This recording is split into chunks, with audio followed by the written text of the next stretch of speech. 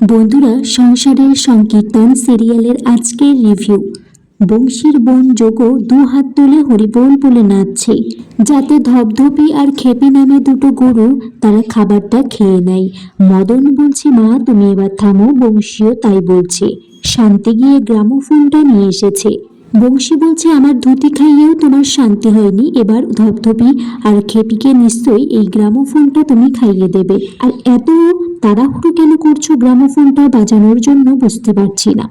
লাবণ্য বলছে, আমার বাবা ড্যাডি অনেক কষ্ট করে এই গ্রামোফোনের পাসপত্র ঠিক করে নিয়ে এসেছে।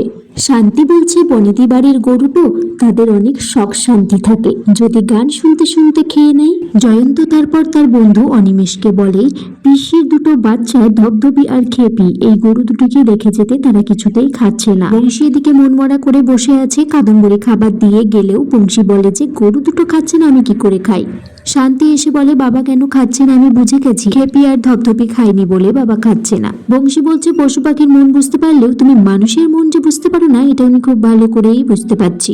শান্তি তারপর বলে যে বাবা ডাক্তার এসেছে। বংশী শান্তিকে খাবারটা রেখে যেতে বলে যে এখন খাচ্ছি না বলে এই না যে আমার পরে খিদে পাবে না।